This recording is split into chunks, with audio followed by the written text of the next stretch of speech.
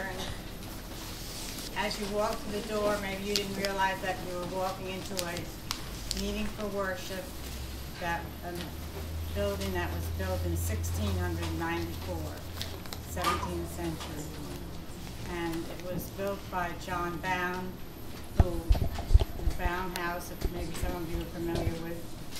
And more than the fact of its being very old and it's landmarked, it's on the National Historic Register, beyond the historic interest that this room creates is the fact that Flushing is considered the birth of religious freedom.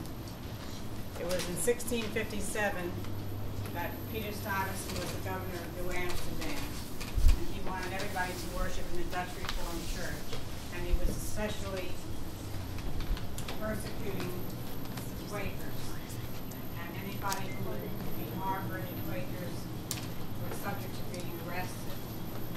And citizens of Flushing, ordinary people, not Quakers, ordinary people signed a petition demanding that he allow freedom of religion for average Turkey to live. I mean, consider this document over 300 years ago. And for that, the people who signed it were imprisoned, fined, and Stuyvesant continued. But when John Bound built his house, he allowed his friends to worship there. And he became a Quaker, and he was banished to Holland. England found his way to Holland, and the Dutch were very tolerant of religious freedom because they were settling. This was a colony of theirs. And he came back with information, and no longer was there any persecution. And then it became an English colony, and the freedoms continued. But what Friends believe in, it's like the Puritans came to this country for freedom of religion to purify, and then they in turn persecuted other religions. But the Quaker religion was started by a man called George Fox in England in the 1840s, 1850s, and he had this revelation that you did not need a mediator between you and God, that you could approach, that there was that of God in everyone, and that you could approach that and seek that and have an immediate relationship with God. Since that time, there have been certain meetings that do have pastors. Like in every religion, there are different segments and factions. But we are an unprogrammed meeting here, and we come to worship every Sunday at 11 o'clock. And if a person feels that they have a message to give that is the Spirit has spoken to them, they might give a message. Sometimes we have many messages, sometimes we have none. And the messages range from spiritual messages to save the whales. It's sort of, so it's sort of considered a do-it-yourself religion by some people, but it really isn't. We don't have sacraments. We believe in living a sacramental life. And the only creed that we have is pacifism. That is the one creed. People who went to war were read out of meeting. We don't do that anymore. We leave it up to the person's conscience.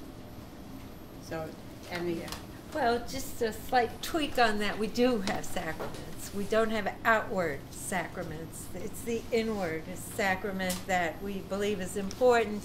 And while we certainly don't want to argue with anybody who does partake of outward sacraments, sometimes Quakers felt that those took over and sort of distracted attention from the inward sacrament of communion with God. We don't have, some people say we don't have ministers, but the truth is we don't have a laity. Everybody's responsible for ministry insofar as they are able. And it is said that to the degree, if you bring to your meeting and to the world what you are given, more will be given to you so that you can minister to in an even better way in the future. We don't have a particular sermon that anybody brings. We don't have prepared sermons, and we don't read particular portions of the Bible, even though many people sit in worship and read the Bible. But the movement of spirit, the spontaneity of standing and speaking what the Spirit leads you to speak in the moment is considered very powerful, as it was in ancient times too. And that is what an unprogrammed meeting is about. There are Catholic Quakers. I'm a Jewish Quaker. There are, I never departed from the Jewish community. There are in Britain many Muslim Quakers. I know Terry Waits is an Anglican minister, and he became a Quaker, and he hasn't stopped being an Anglican minister. So to some extent there is some dual citizenship. It's a way of life more than a tradition.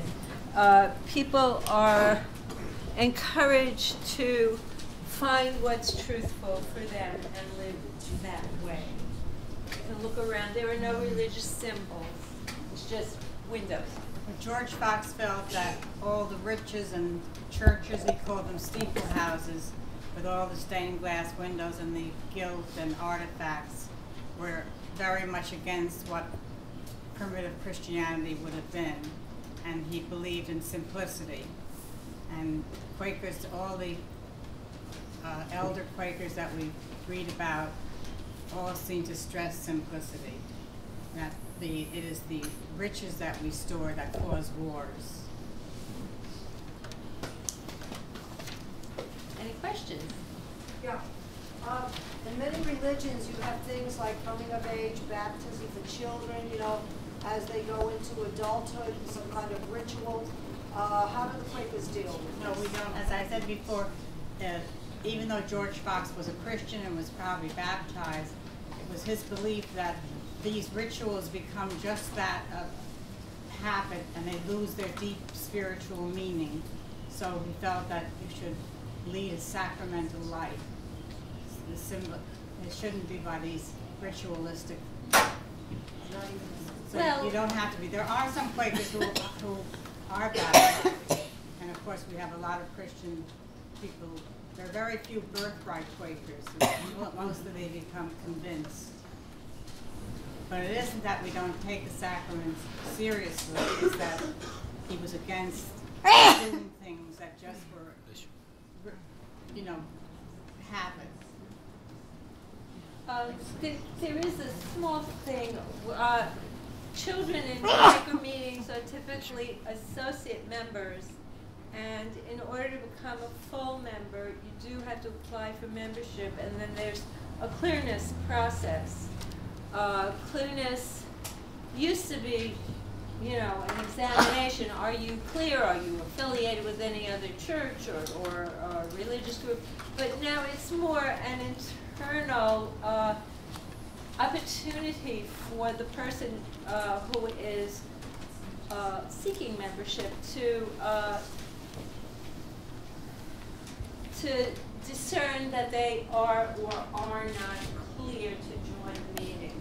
It's a spiritual exploration for the person. It's really a wonderful process because you get to talk about the things that are most important to you to people who really want to listen. And in England, they've abolished birthright status altogether. So you can only be a Quaker if you join a meeting and go through that clearness process as an adult. Yes? to my understanding, from what the lady asked, children are to be nurtured by the adults in the environment. Thinking of the Jewish sect of the religion, you have a bar mitzvah and a bat mitzvah. Yes. Girls and boys, 30. Yes. Where they are pushed to excellence intrinsic before they get into adulthood. They're at the beginning. So, doesn't this religion points to the development of the intrinsic value of knowledge, education, on all the good things like tolerance, understanding, and all the wonderful things that the Jewish religion taught, and I think the Baha'i religion taught at age 50. Different interests.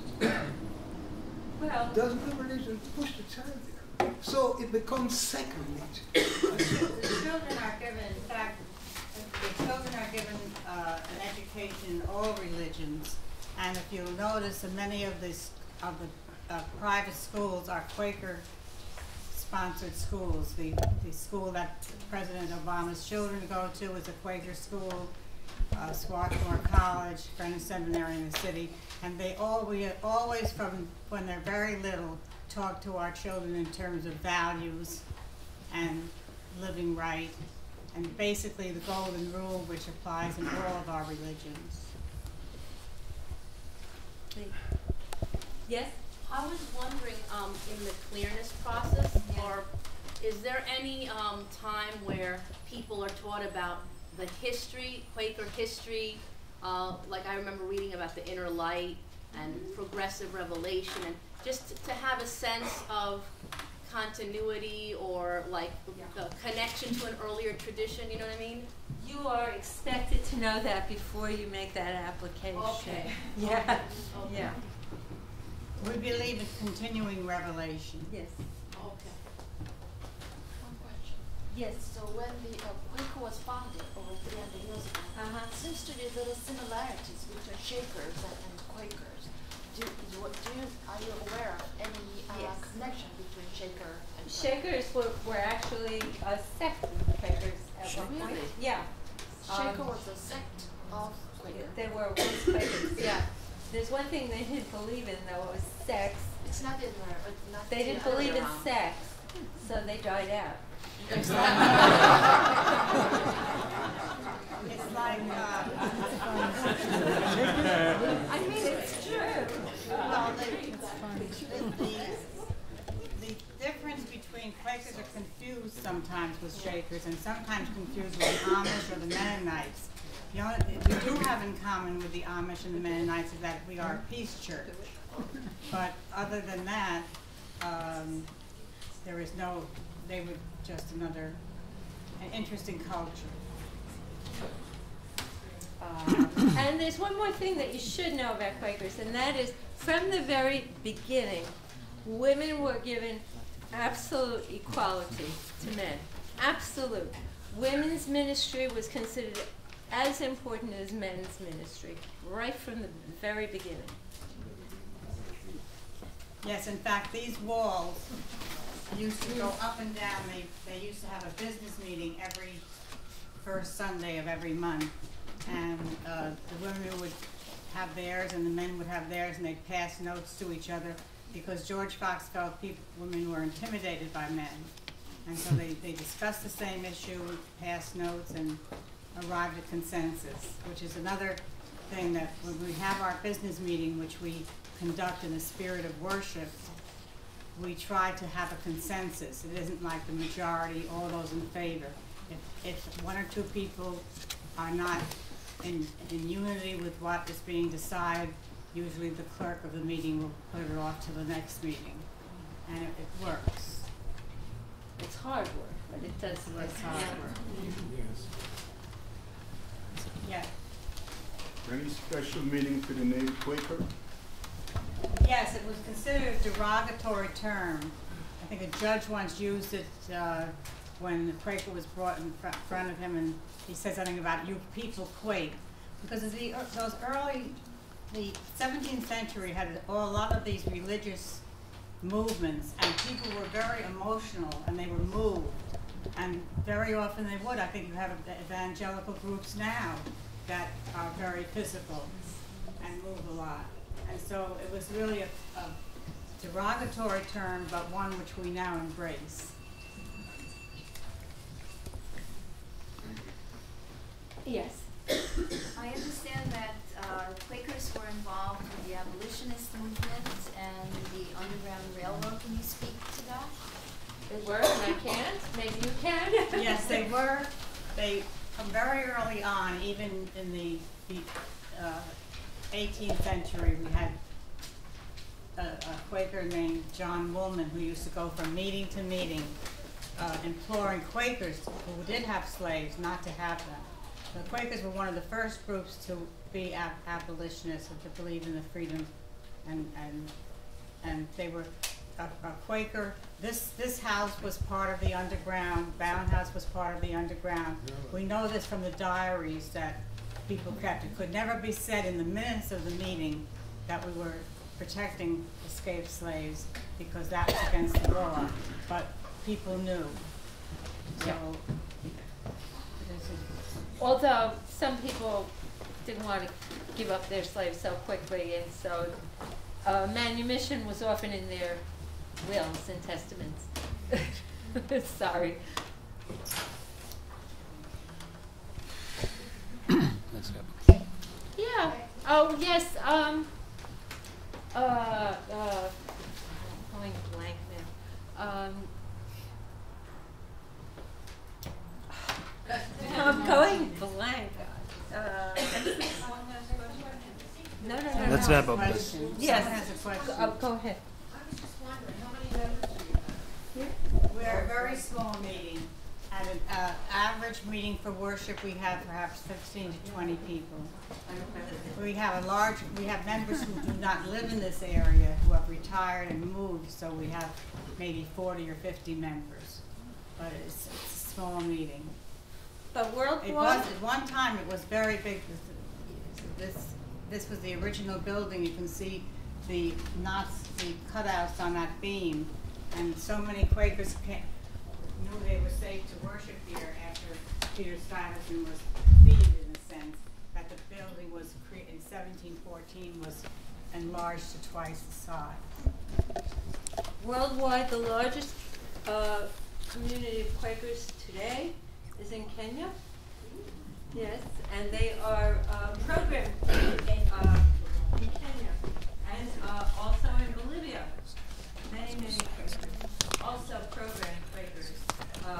Missionaries went at missionaries in the style of mainline Protestant churches went out to Africa and South America and did missionary work, and so there are many Quakers there. But there was a schism, even as all sometimes I idealized Quakerism, but there was a schism in about 1830s, 1840s, where one group of Quakers felt there is not enough concentration on Christ. There's too much of the light and the spirit, and not enough, and so they divided. And they built a meeting house somewhere up where the police armory is no longer in existence, and they met in separate meeting houses, but they came together in the 20th century. And even though there is still some difference of opinion, we celebrate the diversity of our beliefs. now, I think it's that time. Yes. Yeah. I just wanted to welcome. Rosemary will Excuse me? Rosemary will present a note of thanks to all. Just a second. Susie Tannenbaum, where are you? Right. I wanted to wish you a happy birthday.